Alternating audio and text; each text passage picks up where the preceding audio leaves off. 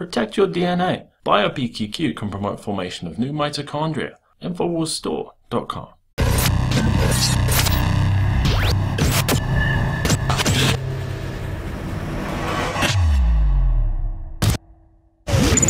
No government program needs increased transparency and accountability and honesty more than the Affordable Care Act, known as Obamacare. It has proven time and time again to, in fact, have made false claims. Every member on both sides of the dais can agree that the Affordable Care Act, or Obamacare, is a large, expensive program reliant on a complex network of government programs which significantly impact the lives of all Americans.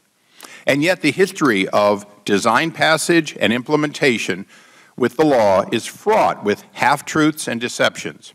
If you like your doctor, you will be able to keep your doctor, period. Nothing in Obamacare forces people out of their health plans. No change is required unless insurance companies change existing plans. Healthcare inflation has gone down every year since the law, Affordable Care Act, has been passed, and that it now has the lowest increases in health care cost in 50 years. To that we add, we've got close to 7 million Americans who have access to health care for the first time because of Medicaid expansion. If you like your plan, you can keep your plan. When trying to pass Affordable Care, Obamacare, the administration repeatedly claimed that the law's individual mandate was not a tax. However, months after passage, in a brief defending the mandate's constitutionality, the Justice Department argued just the opposite, that it was a tax. If CBO scored the mandate's taxes, the bill dies. Okay, so it's written to do that. In terms of risk-rated subsidies, if you had a law which said healthy people are going to pay in, it made explicit that healthy people pay in and sick people get money, it would not have passed. Okay, just like lack of transparency is a huge political advantage. And basically, call it the stupidity of the American voter or whatever.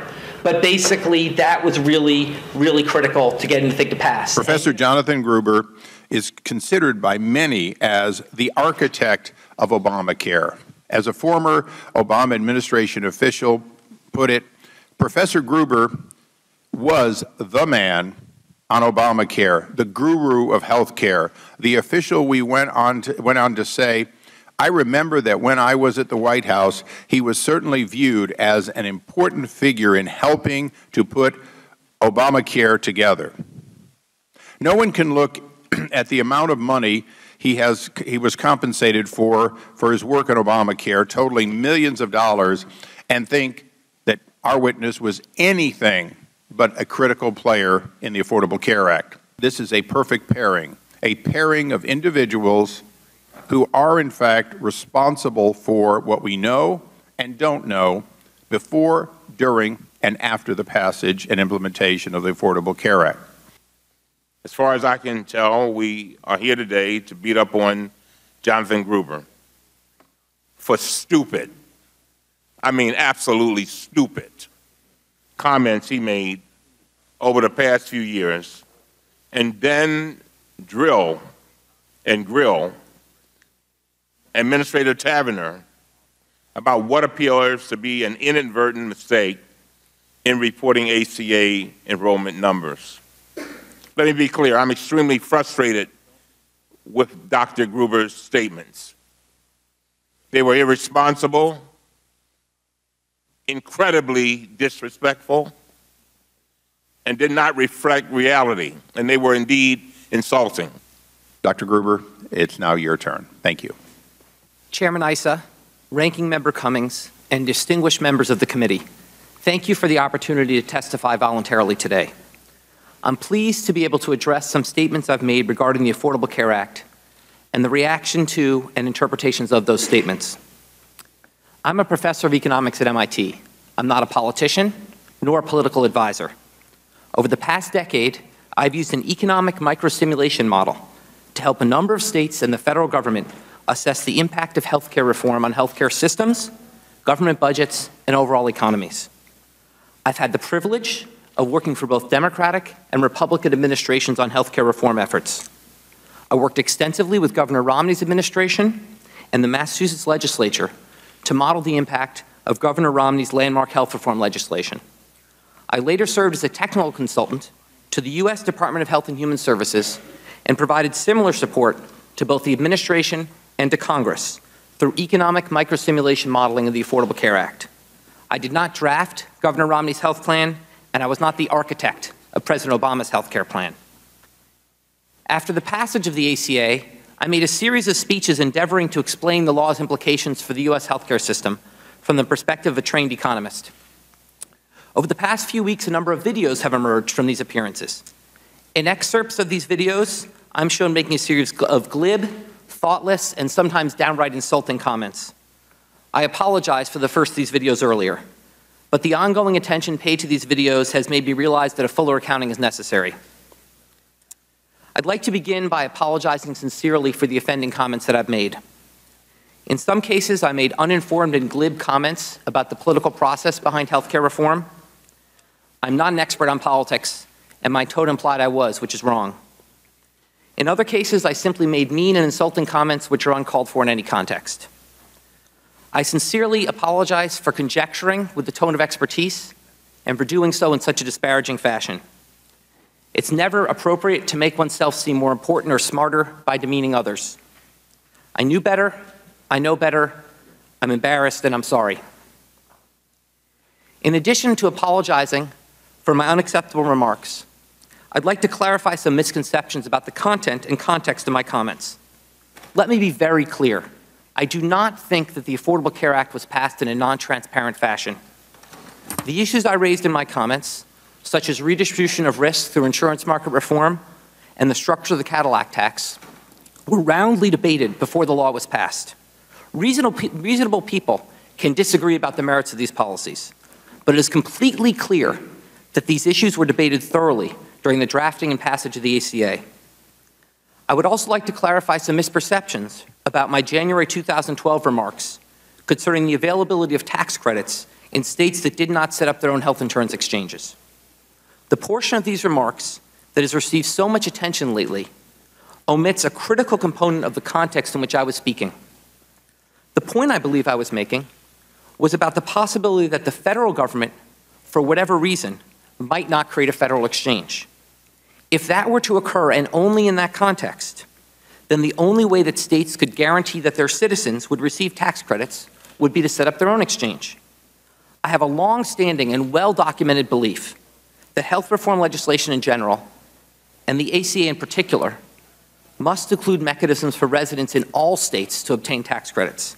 Indeed, my microsimulation model for the ACA expressly modeled for the citizens of all states to be eligible for tax credits, whether served directly by a state exchange or by a federal exchange. I'm not an elected official, nor am I a political advisor. I'm an economist who ran a complex microsimulation model to help Republican and Democratic politicians and their advisors understand the impact that their policies would have on healthcare systems. The recent response to my comments at academic and other conferences exceeds both their relevance and my role in healthcare reform. I behave badly, and I'll have to live with that. But my own inexcusable arrogance is not a flaw in the Affordable Care Act. The ACA is a milestone accomplishment for our nation that has already provided millions of Americans with health insurance.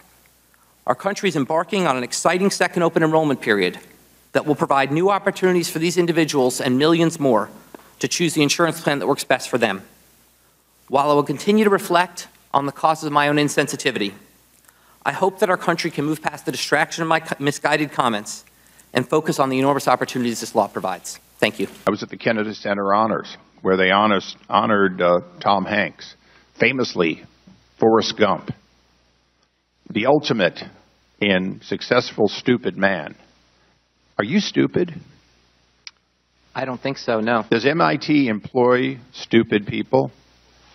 Not to my knowledge. Okay, so you're a smart man who said some, as the ranking member said, some really stupid, and you said the same. Is that correct? The comments I made were really inexcusable. These statements, we'll enter them for the record, and I can't imagine how you don't recall your own statements, because the American voter has seen them over and over again as you've called them stupid. Do you deny making these statements, Mr. Gruber, even though you don't recall them? Do you deny calling Obamacare a tax? If you're reading my actual quotes, then I don't deny it. I am reading your actual quotes. Then I don't deny it. Okay, so you're not here to recant it or to deny it. I'm here to explain that a number of those comments were made in a tone of expertise that I don't have when I was talking about political. Mr. Gruber, do you know what a tax is? I mean, you do have, expertise in economics. Do you know what a tax is? Yes. Okay. So you would not deny today that in these statements that you made that Obamacare is a tax, would you? Obamacare is a large piece of legislation with many parts. And is one of those parts a tax, Mr. Gruber? There are some taxes in Obamacare, Well, yes. the president, as you know, argued that Obamacare was not a tax until it went before the U.S. Supreme Court as to whether or not Obamacare was a tax, and then the administration argued that it is a tax in order to be able to save it from being declared unconstitutional. So I would assume that you agree with the U.S. Supreme Court that Obamacare provisions include taxes, right?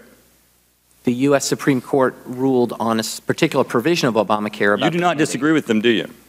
I'm sorry? You don't disagree with them that there are elements of Obamacare that constitute a tax? I don't agree with their conclusion about the mandate. Could I request then that the witness provide the committee with the amount of money received from the federal government and any other health care payment that he received since the beginning? And I apologize that this is a technical rule of the committee, folks. Yeah. It's a simple request. Can he provide us that? And once again, the committee is welcome to work with my counsel on that. Mr. Chairman? Mr. Jordan. Why didn't he just tell us? How much money did you get from the state taxpayers and the federal taxpayers? He's under oath. Why didn't he tell us how much he got paid by the taxpayers? Does he have the time? We don't have to wait for him to send something to us. He should just be able to tell us how much did the taxpayers pay him. Can we have a witness under oath? Okay, I'm gonna go on to other questioning, and we will see what we can get as a further determination. But it is at this point I'm being advised that this is not an accurate and full disclosure. So we do disagree with your counsel's interpretation. By your own testimony, we find your submission deficient, and your counsel is ill-advised to say that it is sufficient, because it only includes grants, and you have contracts, and you've admitted under oath that you have contracts. So those are not listed, and you are deficient. I was informed that I should report all federal monies received through grants or contracts for this fiscal year and the previous 2 fiscal years. I did that. I've received no federal contracts. I don't care what you were informed, Mr. Gruber. I care about what I'm asking you. And what I'm asking you is how much money did the taxpayers, state or federal, pay you to have you then lie to them? That's what I want to know. Over this fiscal year and the previous 2 fiscal years? No, total. I mean, look, this is this has been a 5-year ordeal with this law. We want to know how much you got from the taxpayer and then made fun of him after you got the money and lied to him. I don't recall the total. So now what I'm seeing is that employers are running away from their health care obligations, because now they're going to be taxed a 40% tax on everything over and above the limits that have been established under the ACA. President Obama took office. Did you go to the White House? I don't recall exactly. Was it more than 20? No, it was not. I believe it was more than 20. How many times do you think it was? Going to the White House is a significant event. You probably remember it. So I made a number of visits to the White House, primarily to the Executive Office building, to meet with members of President Obama's staff. Did you ever meet with the President? I met with President Obama once during discussion. How long was that meeting? It was a meeting that lasted maybe an hour and a half, of which, with about 20 people, I spoke for about 5 minutes. Federal government related to the Affordable Care Act, healthcare.gov, or any other healthcare reform proposals?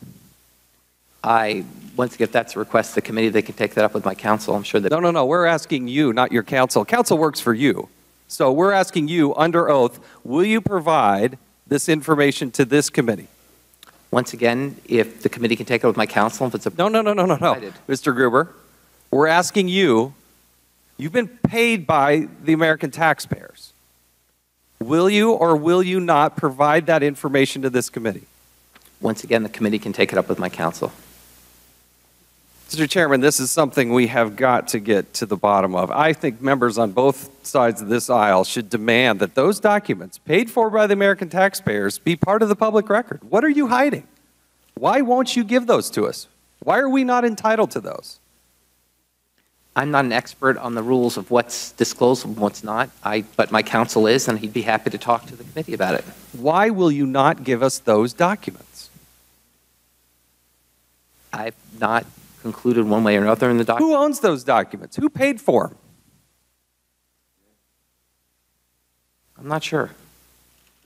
You don't know who paid for those documents? Were you paid by the American taxpayer? You answer questions better than any politician sitting at this dais today.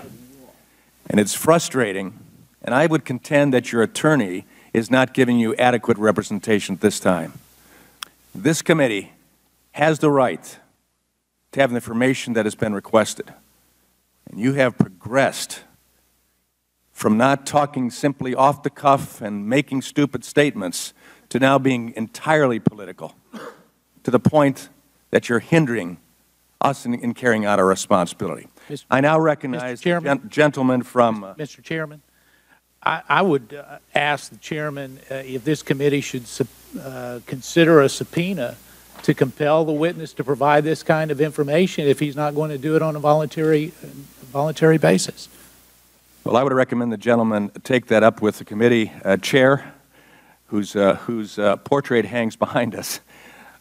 I certainly would concur with you, but I'm not going to step in the place of the full committee chair at this point. How often did you go to the Romney administration offices of any kind when you were advising the Romney administration on what became really the model for Obamacare? I don't recall exactly, dozens of times. Dozens of times. Did you ever meet with Governor Romney? I had one meeting with Governor Romney. Just like you had one with Obama? Yes. So did that make you an intimate of the Romney administration and the architect of Romneycare in Massachusetts? I was an economic advisor to Governor Romney just as I was to President Obama. Thank you. And do you have documents from those years that we might want to subpoena? Well, let me withdraw the last part. Do you have documents from the Romney period? Probably. Well, I would hope, Mr. Chairman, that if we're going to have a broad subpoena, suggested by my friend from North Carolina, that it be indeed broad, and that we encompass all of the Romney documents Dr. Gruber was involved in, because I certainly want to see whether this is a pattern. Shouldn't be limited just to President Obama, because after all, there is an antecedent. Not just an antecedent. Romneycare was the model for Obamacare. Is that not true, Dr. Gruber? I believe it's true. Ms. Tavener, do you believe Obamacare was crafted in a way that was transparent to the American taxpayer? I certainly believe that the work that I've been a part of for the last 5 years has been transparent. Was Obamacare crafted in a way to be transparent? I was not here during the crafting of Obamacare. Ms. Tavener, would you say the administration is transparent in its implementation of Obamacare then? You've been here for that. Yes, sir. I think we have tried to be transparent, and we've tried to provide documents, including the documents that we sent yesterday. To date, we've already provided 135,000 pages of documents and provided more than a dozen transcribed interviews. So I think we have tried to be transparent. But not completely. Wherever we can, we have been transparent. Wherever we can. Okay. Another term that could be used in this hearing, whenever we can. I don't recall, probably. Those are reoccurring terms. Mr. Gruber, the Obama administration promised the American people 37 times that if you like your plan, you can keep your plan. When you were working on the law, did you believe, Mr. Gruber, did you believe that no one would lose a plan they liked due to Obamacare? I believe that the law would not affect the vast majority of Americans. The vast majority? But did you believe that no one, as the President said, would lose a plan they liked? As I said, I believe it would not affect the vast majority of Americans, But it is true that some people might have to upgrade their plans because their plans were not comprehensive as defined under the law. So they couldn't keep their plan even if they liked it? What the law says is there's minimum standards to be met. Why did the President make this representation if his experts, including you, knew it was not true? That some, as you've said, would not be able to keep their plan. They would have to upgrade or they'd have to change it. I'm not a political advisor, and I have no answer to that question. You acknowledged in a 2013 article in The New Yorker that not everyone who liked their plans could keep their plans, Mr. Gruber. When you knew that the administration's representations to the American people were false, such as in this instance, did you ever voice any concern? Why or why not? I interpreted the administration's comments as saying that for the vast majority of Americans, this law would not affect the productive health insurance relationships they have. And so I did not see a problem with the administration's statement. But you're an economist with a model that you described as entirely accurate. You're a learned professor, and we don't take that away from you at all. And yet, the President 37 times said if you like your plan, you can keep your plan. I'm here today to say that in my constituency of almost 800,000 people, Julie Boonstra, a leukemia patient who had a plan she liked, couldn't keep that plan. And she's not stupid. She couldn't keep that plan. Mark and Kate, a young pastor and wife at a local church, now expecting, as of yesterday, cannot keep the plan they had and can't find a plan that's adequate for them to replace it. Dustin, a hardworking young man in my district, spent almost the entire weekend trying to up onto Obamacare from a plan that he lost, he couldn't keep. And as of yesterday morning, I watched him try to get a plan through the website, through talking with people connected with the website. He still couldn't get it. He had a plan he liked. He's not stupid. He couldn't keep it. Numerous constituents have contacted me saying that while they may have found a plan under Obamacare, not necessarily a plan that they liked or they could keep, but found a plan like Mr. Goldman that was reasonable in cost, yet when they got to the point of having to pay their deductibles, their co-pays, their out-of-pocket expenses, or the prescription drug costs, they couldn't afford it. And I would suggest that, again, transparency here is what you see is not what you get. Did you think that there would be such a large number of folks that would lose their health insurance? I don't know the exact number in North Carolina, but well, it's 473,000 according to the Department of Insurance and the Raleigh News and Observer. What I was focused on was the net increase in newly insured we've had under the law, which has been quite substantial. Okay. So it's not relevant to your calculation that there would be people that would lose their health insurance? That was part of the calculation. It was. So there is churn, would you say? There's always been churn in this market. Sure. Did you think it would be such a large number that would lose their plans, though? I don't recall the exact numbers I modeled, but we did model that some individuals would lose their existing plans and move to new forms of coverage. Well, I think you anticipated, and you're obviously very well prepared. I think you anticipated this question. Is it similar or dissimilar to the number that you calculated? I don't know of a national estimate of how many people have lost health insurance, so I don't know how it compares to what I projected. So was there a discussion at senior levels in the White House and HHS about this potential loss of people's health insurance plans? I don't recall whether they were. When I was there, I can't speak what happened when I wasn't. So was there was no moment of moral clarity, of honesty that you came to publicly that we now know about and most Americans know about? There was no discussion at the time that maybe we should put the brakes on this, that we're going to have a lot of people lose their health insurance plan, their preferred health insurance plan?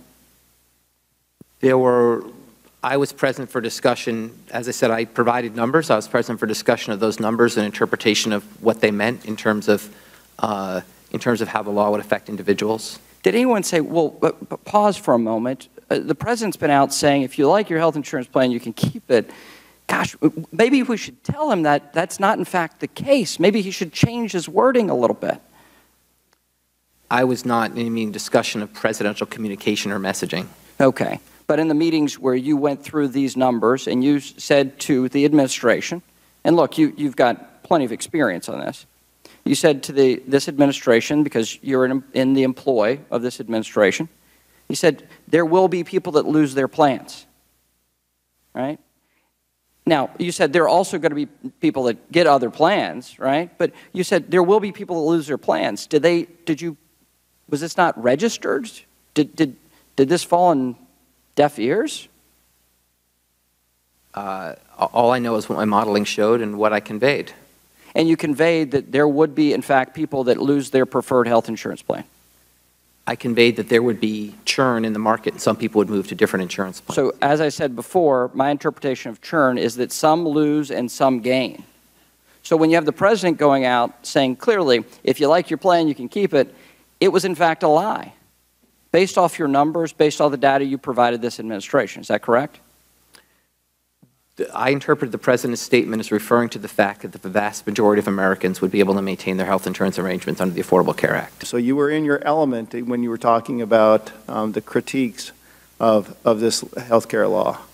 Let me ask you something. So who helped you with your testimony today, and who signed off on your testimony today? No one signed off on my testimony. It's my own testimony. I did receive assistance from my counsel.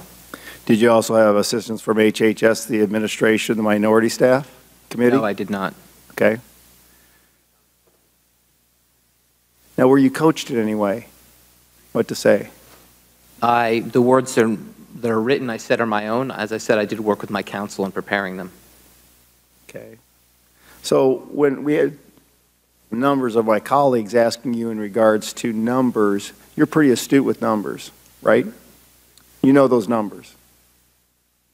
Once again, the numbers that I produced in terms of my microsimulation modeling, I'm very confident in. Ms. Tavener, you're also pretty good with numbers, aren't you? I mean, I've been watching the bantering back and forth, and when the other side asks you a question, you're very prepared with numbers. But when we ask you a question, you're very inappropriately responsible to numbers. But you're very good with numbers because you hear them all day long, do you not? I do hear numbers. You do, I agree. I agree. So, you know, this preponderance of looking at the falling rate of dollars being spent in health care, I'm going to go back to the microcosm called dentistry. Did anybody even think about this? I mean, what kind of access? The gentlelady from New Mexico talked about access. Did that ever come into your aspect that the deductibles are so high in the dental aspect that no one's using them? Did that ever occur to you?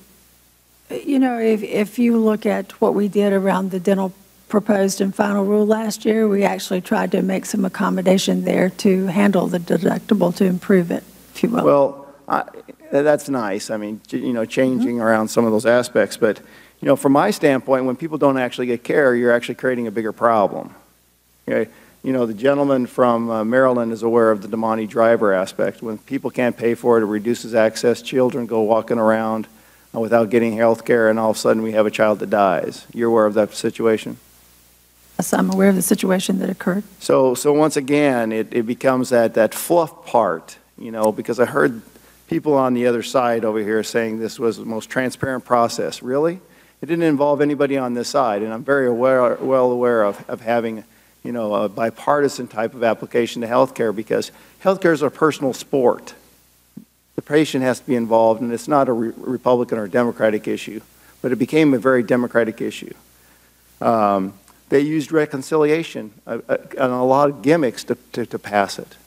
We were deceitful in everything that we've done. I mean, everything. Instead of acknowledging the problems and being truthful on it, we hear tortured language, you know, from the gentleman to your left. This was outright the wrong way to go. From that standpoint, it sickens me to actually hear what I heard today from both you and from Mr. Gruber. It's sad, that we're playing with people's health care when they deserve something better. And frankly, not having the facts is disdainful. Congress has a right to those facts. We've seen this perpetually with this administration, from Fast and Furious to Benghazi to here to the IRS. It's disdainful. Equal branches of government should have that opportunity, and the American people deserve better from both of you. Dr. Gruber, your new explanation of your previous public statements makes little sense. The law requires the federal government to create Obamacare exchanges in states that refuse to create the exchanges for themselves. Therefore, every state must have an Obamacare exchange, either set up by the state or the federal government. If that's the case, that every state must have an Obamacare exchange, what did you mean when you repeatedly said that the citizens of some states may not qualify for Obamacare tax credits? Isn't it the case, as you said previously, that people who live in states without a state-run exchange cannot receive Obamacare tax credits? My comments in January 2012 were reflecting the uncertainty about whether those federal exchanges might be ready by January 2014. So you were paid hundreds of thousands of dollars to run an economic model on Obamacare, and yet you were making statements that didn't reflect the actual language of Obamacare? I made a series of statements which were really just inexcusable. Dr. Jonathan Gruber is Professor of Economics at the Massachusetts Institute of Technology and Director of the Healthcare Program at the National Bureau of Economic Research. He was a key architect of Massachusetts' ambitious healthcare reform effort and consulted extensively with Obama administration and Congress during the development of the Affordable Care Act. The Washington Post called him possibly the Democratic, in parentheses, party's most influential health care expert. Do you recognize that as being in your book? Yes, I do. Okay, and then so if you're an author, you put it in your book and you recognize it, do you stand by it? Absolutely. So you are, in fact, a key architect of the act in Massachusetts under Governor Romney, and that you did contribute extensively to the administration and to Congress. I contributed an enormous amount of modeling and economic support to administration and Congress, yes. It says you consulted extensively with the Obama administration and Congress during the development of the Affordable Care Act. And you quoted the Washington Post, and you stand by all of that. I cannot stand by the Washington Post's opinion of my role in the Democratic Party, but I can certainly stand by the fact that I provided an enormous number of hours. Well, you put it in your book, right? I was quoting, it was a flattering quote to me, and I put it in my book, but it's their definition, not mine. So you want to stand by something you put in a book, including the consulted extensively with the Obama administration and Congress, but now you want to distance yourself from the Washington Post? I'm just saying it wasn't my words. I put them in quotes because they're Washington Post words.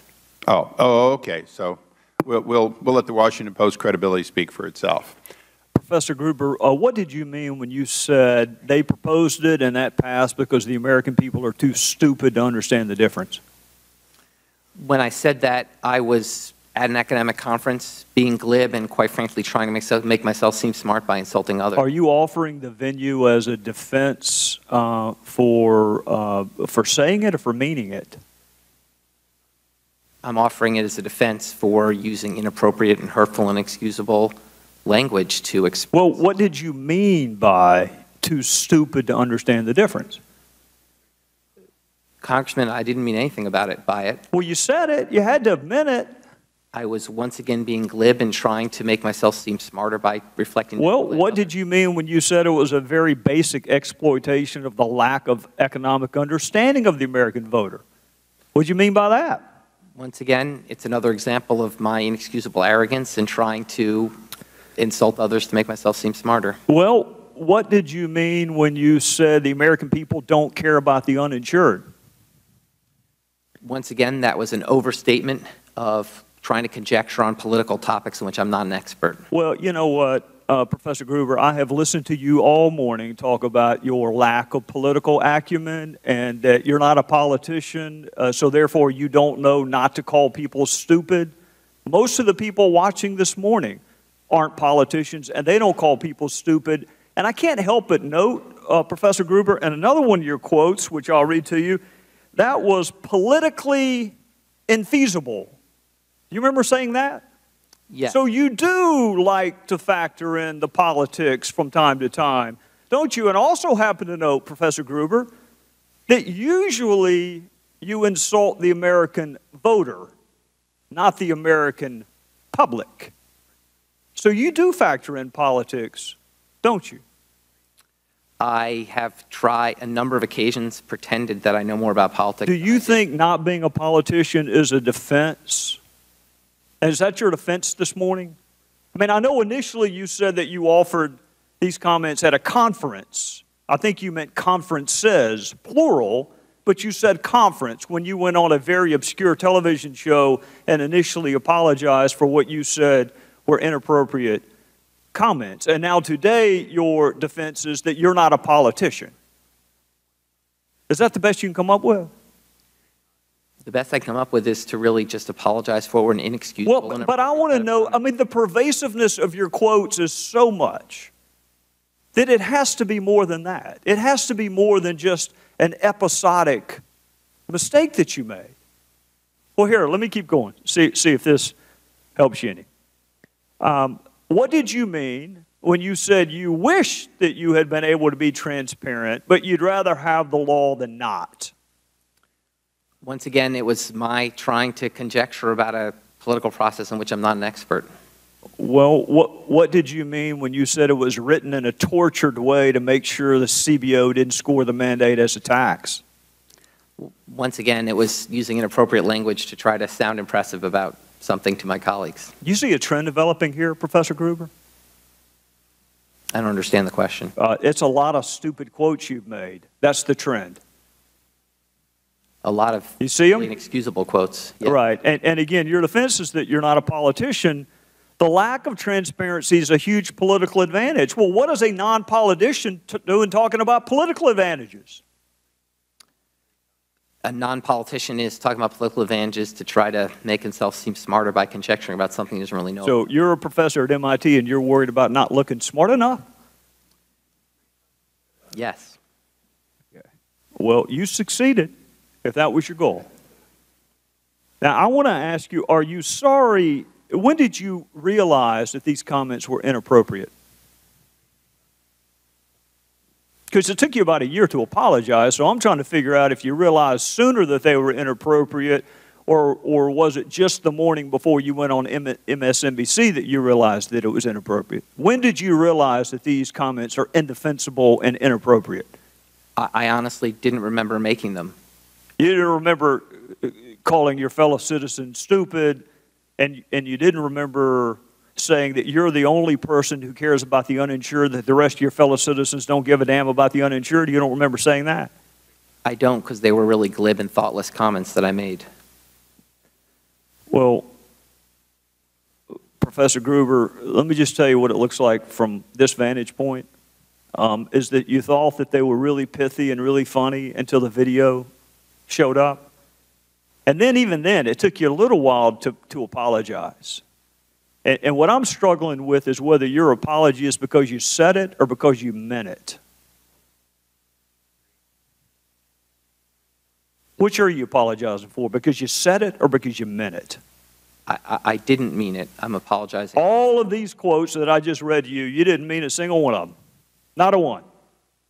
What I said, Congressman, is that I was using glib, thoughtless, and really inexcusable language. You used them a lot. You used them a lot, Professor Gruber, which tends to undercut the notion that you were sorry for an episodic misstatement. I just read to you about 10. You see why people might possibly think the apology is a little disingenuous? Maybe. Now, so if you understand that, then you understand why my constituents are so offended by your proposition that it's okay to deceive or obfuscate for somebody's benefit. Compounding the insult that you delivered to them is the fact that they pay your salary. So do you understand fully why it was so insulting? You patronized them. You were condescending. I was. And, I agree. And my colleagues on the Democrat side of the aisle are upset with you simply because you committed candor. You said what you thought. You said what they were all thinking when they wrote Obamacare, that they knew what was best for my constituents. I submit to you, my constituents are not your children, and they have the right of self-determination. So this gets me to another instance where you committed candor. In 1997, you co-authored a paper entitled Abortion Legalization and Child Living Circumstances, Who is the Marginal Child? On page 20, you conclude that abortion legalization appears to be associated with an improvement in the average living circumstances and birth outcomes among a birth cohort. And on page 26, you state that your research indicates that the legalization of abortion saved the government $14 billion in welfare payments through 1994. Is providing more access to abortion, is that a worthy social outcome to achieve cost savings for the government? That is not what my paper was about. It wasn't a philosophical paper. It was about empirical facts. Tell me what you meant by this sentence. By 1993, all cohorts under the age 18 were born under legalized abortion, and we estimate steady state savings of $1.6 billion per year from positive selection. What did you mean by positive selection? Because in this paper, you're talking about providing more access to abortions to a socioeconomic strata of our constituents. What the paper did was look at... What did you mean by positive selection in abortion? In that paper, we were studying the characteristics of children who were born before and after abortion was legalized. By comparing those characteristics, you can infer the characteristics of the kids who were not born. What you inferred, I find chilling. What you inferred is that if we reduce the number of people or children born, life will be better for the rest of us still living. Specifically, you seem to suggest that if we eliminate or reduce the number of poor people that are born, this will make life better for all Americans. And this gets me to my final point, which is the Independent Payment Advisory Board. My constituents fear that this is in fact a method by which Obamacare will ration health care for the elderly and therefore implement cost savings for Medicare. So my question to you is, does your philosophy on abortion, that it can save money and improve outcomes, have any implications in the realm of end-of-life care?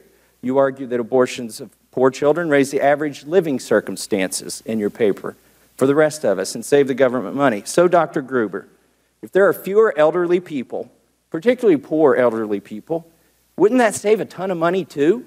As an economist, wouldn't you think that would save a money too? And do you understand the dangerous implications of going down this path? I have no philosophy of abortion. I have no philosophy of end-of-life care. My job as an economist is to deliver the empirical facts so that you all can make the necessary And what would your facts be on the elderly?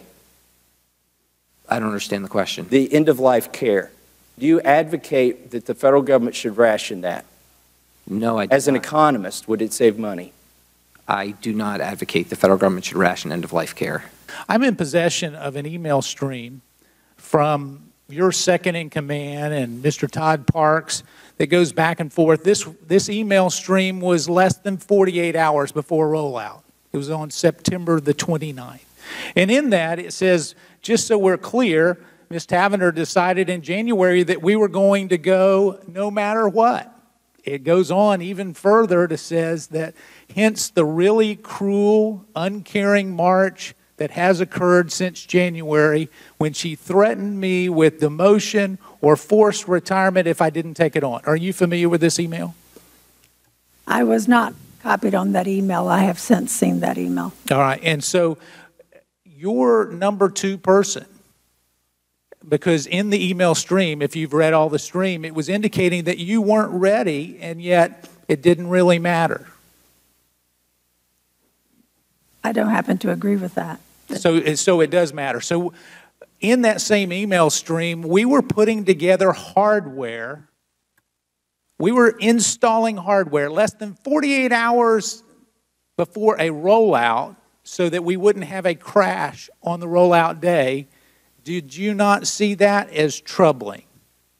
That we were installing, with less than 48 hours to go, we were installing hardware that wouldn't be tested. We were installing hardware to increase capacity.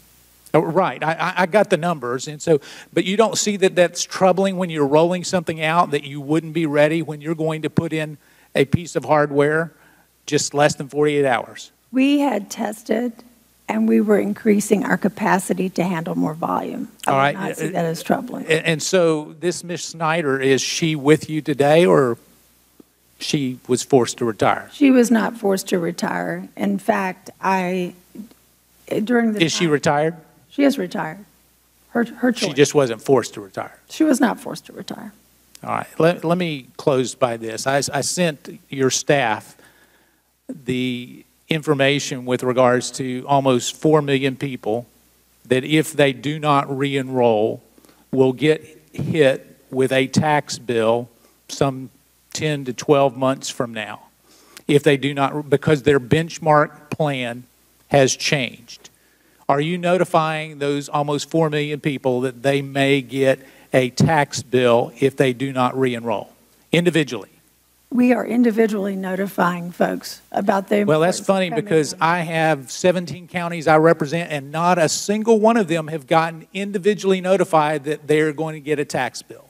So they are individually notified that I did not get a chance to finish my sentence. Oh, I'm sorry. Yes. They have been individually notified that they need to come back in to return to the marketplace to update their information and make sure that A, their information is current, and B, that they're selecting the plan. That's a general marketing thing. You already responded to that. No, it's not a general marketing. Well, it is, it's but an let me tell you. individual letter and phone calls to. But individually, you know who is going to get a tax bill. You know that today, if they do not re-enroll. You did not apologize for helping the administration deceive the American people on this Health Care Act, or for telling America the truth in your video comments about how it was a fraud upon the American people. Is that correct, sir? I think the Affordable Care Act was passed in a highly transparent fashion with hundreds of hours of debate. But every single thing they promised was a lie. How can you call that transparent? You didn't say what we're about to do for you is not going to really do you any good. You're not going to keep your doctor. You're not going to keep your hospital. Your premiums are going to go up. Why didn't you say that? You were the architect, one of the architects. You created the model. Is that model flawed? I did economic microsimulation modeling that I believe is simulation. So you actually created a model to justify their conclusions. Seems about what you did. I mean, you're a lot smarter than I did. Now, here's an opportunity for you to come clean. Lies on top of lies. This is what you have done. You have been a co-conspirator in defrauding the American people, and you admitted it in 2 videos and comments that I saw on TV. You keep saying you don't recall. Do you not recall any numbers at all? I haven't seen a number you can recall since you gave us that approximately $400,000 in your opening statement. You're an economist. You work with numbers. Why is it that every question that comes from this side of the dais, we get a don't recall, Mr. Gruber? The $400,000 is a number I recall very well because it's been made very public. The other contracts and other things I receive from states and the federal government are numbers that I don't have at my fingertips, but numbers that the committee can discuss with my counsel about what's appropriate to reveal. Well, you're making it very, very obvious that we're not only going to have to discuss with your counsel, we're going to have to serve a subpoena, we're going to have to demand these numbers, because you're not even giving us a fair estimate of the approximately $4 million that you said in your earlier statement, well, this is excess and it didn't all come to me, but you haven't answered one question about grants and contracts. I never knew anyone in business who got even a small amount of something that didn't know about the grant or the contract gross value and then what they got from it. And it's amazing that you haven't given us one number since that chosen amount, and That is a little disturbing, and I will caution you one last time as these individuals ask their questions, that the goal was to get completed here today with sworn statements about numbers to the best of your recollection. Approximate was good enough. But, you know, the fact that every answer is, well, discuss with my lawyer, puts this committee in a position where it is very clear we're going to have to do more discovery, and likely you're going to be back here again under the new chairmanship. So, Mr. Bentivoglio, did you have one last question? Thank you, Mr. Chairman. Just one last question. I understand, according to the Supreme Court, this is a tax, correct? It's a tax. As I said earlier, I don't believe the individual mandate is. Okay, but it's a tax for failing to engage in commerce, because if I don't engage in Obamacare, go on the website, I'm going to be taxed or fined, correct? The individual mandate assesses a penalty on you if you don't get health insurance unless you meet certain exemption criteria. I'd like to find some other examples of somebody being taxed for failing to engage in commerce. It's kind of like me going into my local grocery store, walking around and not buying anything, and a federal agent's outside the grocery store saying, hey, we're going to tax you because you didn't buy anything in that store.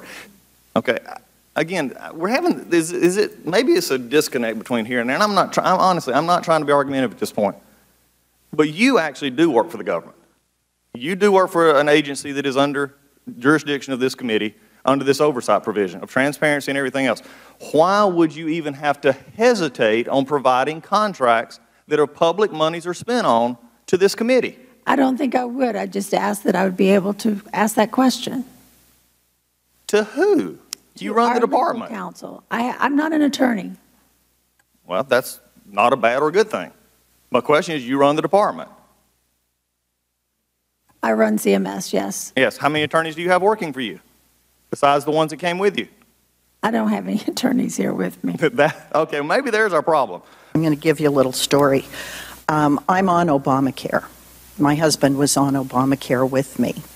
And we were told that we were enrolled in Obamacare. And then when we filed claims, we were told we were not enrolled in Obamacare. And then we got it straightened out, and he filed claims, and we were told once again that we were not on Obamacare. Well, come to find out, my husband was having chest pains at the time that he was told we were not enrolled in Obamacare. And come to find out, he didn't have all of the tests that he was advised by his physician to have. So, on October 24th, the week before election, my husband went to sleep and never woke up. He had a massive heart attack in his sleep at age 65, a perfectly, by all appearances, healthy man.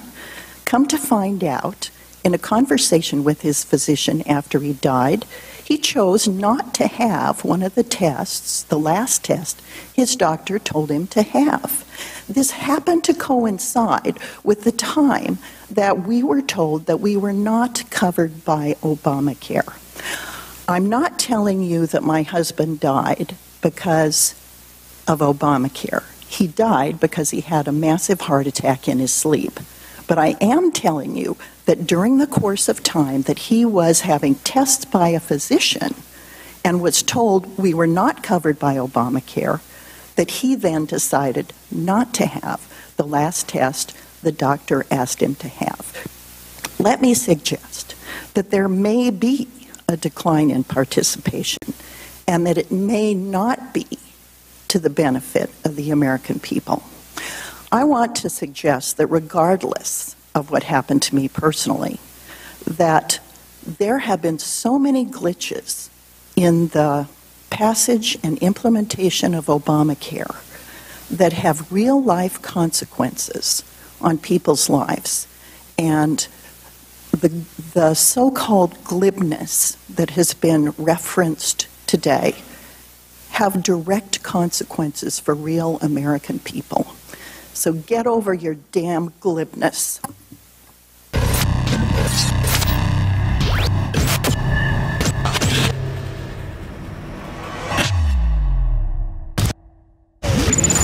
Symbols are powerful, and the globalists have hijacked the symbols of America. They've turned them into their own symbols. Well, we are restoring the idea of the true republic, not the counterfeit globalist empire, by promoting the icon George Washington and others. That's why we're rolling out an 100% made in America line of incredible pro-liberty apparel. We are repopularizing liberty.